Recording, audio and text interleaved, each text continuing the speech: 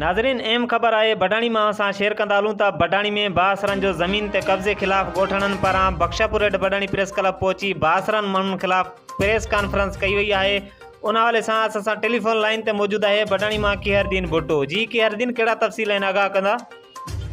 जी बिल्कुल, बडाणी वेझो दरगाह मीरा शाह जो रहवासी आहे सैयद मीर ग़ुलाम मुर्ज़ा शाह ऐं सैयद फज़ल शाह, जेको अॼु बख्शापुर हेठि बडाणी प्रेस क्लब पहुची प्रेस कॉन्फ्रेंस कंदे चयो आहे त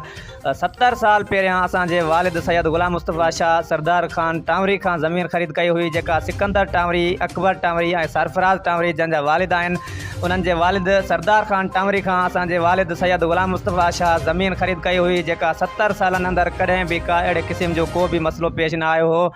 जेका कुछ टाइम पहिरियां सैयद ग़ुलाम मुस्तफ़ा शाह जी वफ़ात ऐं बाअसर माण्हुनि जे वालिद सरदार ख़ान टांवरी जे वफ़ात खां पोइ कंहिं मुख़ालिफ़ माण्हुनि जे चवण ते बाअसर माण्हुनि जेका टांवरी क़ौम सां तालुक़ रखंदड़ आहिनि, उहे बाअसर माण्हू कुझु साल पहिरियां सैयद ग़ुलाम मुस्तफ़ा शाह जे ख़ानदान मथां मुख़्तलिफ़ क़िस्मनि जो हिरासा कयूं, जंहिंजो असां तर जे नेक माण्हुनि वटि फ़ैसिलो बि कयो हो ऐं उहो फ़ैसिलो बि असांजे हक़ में आयो हो। जंहिं बाद उहे मुख़ालिफ़ माण्हू जे चवण में अची थियल फ़ैसिले तां फिरी विया ऐं असां मथां कोर्टनि में कूड़ा केस वग़ैरह दाख़िल कराया ऐं हिन वक़्तु बि कोर्ट सगोरी में केस हलंदड़ आहे ऐं हिन वक़्तु बि असां चयो आहे त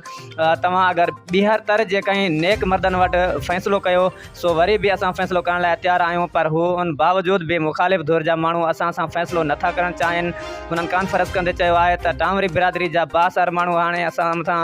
मुख़्तलिफ़ क़िस्मनि जा कूड़ा इल्ज़ाम लॻाए रहिया आहिनि, असांखे हिरासा करे रहिया आहिनि, विढ़ण ऐं मारण जूं धमकियूं बि ॾेई रहिया आहिनि। हुननि IG Sindh DIG Larkana SSP Kashmir Amjad अमन शेख खे अपील कई आहे त सिकंदर टांवरी, अकबर टांवरी ऐं ॿियनि मां असांखे जान जो पिणु ख़तरो आहे, फ़ौरन नोटिस वठी उन्हनि माण्हुनि मथां केस दाख़िल करे असांखे तहफ़ुज़ ॾेई असांजा इंसाफ़ कयो वञे। जी वॾी महिरबानी किहरदीन भुट्टो तफ़सील खां आगाह करण लाइ।